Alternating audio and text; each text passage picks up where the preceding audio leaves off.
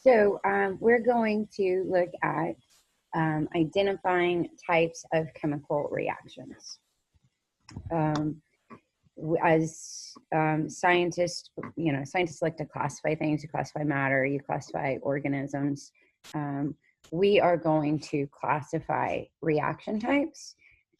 Most all reactions can be fit, oh my goodness, into a category. So we'll learn how to put different reactions into a category. Okay, here we go. And we will call this types of chemical reactions, okay? Here we go. All right. Types of chemical reactions. Okay. And what we'll see is our first type of reaction is a synthesis reaction. Some people will call it a combination reaction. I use the word synthesis because I was taught the word synthesis. In a synthesis reaction, two or more different individual substances form chemical bonds to make one product. So we have typically, I would say, an element plus an element yields a compound. All right. This is synonymous to a chemical marriage, whereas two substances form a bond to make one. It would be like A plus B yields AB. Okay. Or iron plus oxygen yields iron oxide. Or maybe it's iron 3 oxide. Notice these equations would need to be balanced, right? But the point is, in a synthesis reaction, we have one product. So we'll put a line under that one product because that's how we know that it's a synthesis reaction, right? We've got one product. Two things come together to make one, all right? An opposite to that is a decomposition reaction, okay? And that would be like a chemical divorce. So instead of creating a bond between two substances, we break the bond between the substances. So we have a compound, hold on one second. We would have a compound and we would end up with the elements. So we see something actually kind of breaking down, decomposing, all right? You could see that as AB, which had a chemical bond holding it together, is now A plus B. Or you could see that as something like magnesium carbonate decomposes to make magnesium oxide in carbon dioxide gas. The point here is we have one reactant. If we have one reactant, the only thing that this reaction can do is break down, and we call that decompose or a decomposition reaction. If we're not breaking apart or coming together, we might be switching places, all right? So that would be a single replacement reaction. And you would recognize that because you would have an element reacting with a compound, okay?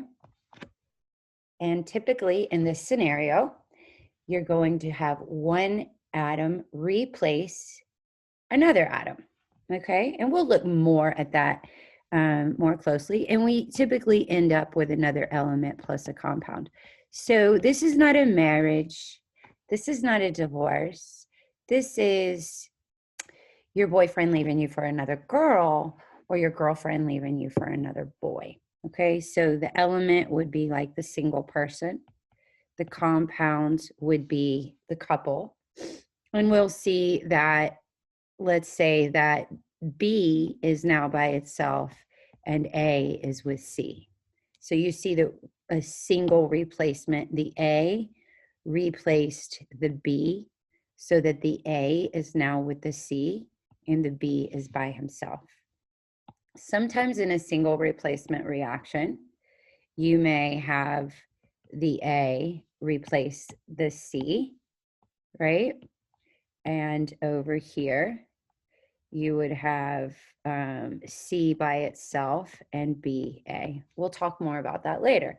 Either way, you see that you've got an element such as, I'm trying to think of one. Okay, zinc replacing another element. Let's say that was iron. And now iron is by itself and zinc is over here. So I have a single replacement. I have an element reacting with a compound. One thing is replaced. Okay, if it's not a combination or a breaking apart or one single replacement, we might have rather a double replacement, okay? We could have, let me write that smaller. I always get bigger as I go.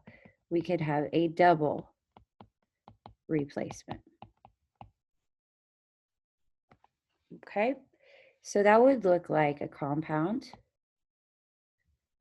plus a compound. And we would yield a different compound and a different compound. All right, so for example, and this wouldn't be you, it's not a marriage, it's not a divorce, it's not that you got left for another girl or you got left for another boy. It's that you as a couple and another couple are switching partners, right? Like swingers, right? But you know, it's just an analogy, right? So we have two couples, each is a compound, and they're literally going to switch partners. So I'll put A with D and C with B. And we'll talk about that later, okay? Let's look at a real one. Let's say that we've got silver nitrate. There's my compound, and we've got what? Potassium chloride.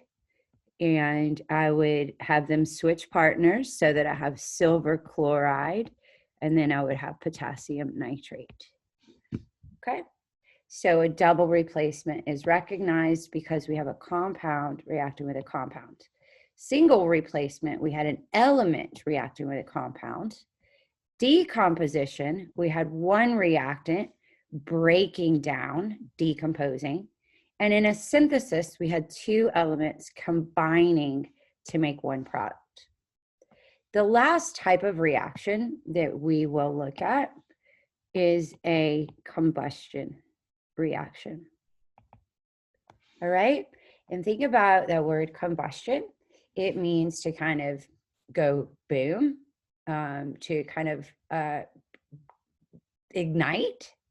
So in all things to burn, and you need oxygen to burn, right? So we know we have a combustion reaction if oxygen gas, is a reactant, okay? For example, if magnesium reacts with oxygen, then magnesium is combusting, it's burning, all right? And we would get magnesium oxide, and we would have to balance that. If sugar reacts with oxygen, then it is burning, and it is a combustion. So we would get CO2 and H2O.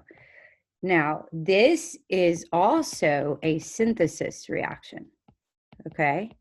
So this example is both a combustion because oxygen is reacting, right? It's a combustion reaction because oxygen is, O2 is a reactant, and it's also synthesis because we only have one product, right? So it's two types of reactions at the same time, and most of these are. We could get more specific with these, and we'll see that when it's appropriate, all right? So there you go, guys. You've got your combustion. O2 is a reactant, double compound. single element compound, decomposition, one reactant breaking down into multiple products, synthesis, multiple reactants coming together to make one product. Okay, good job, guys. See you later.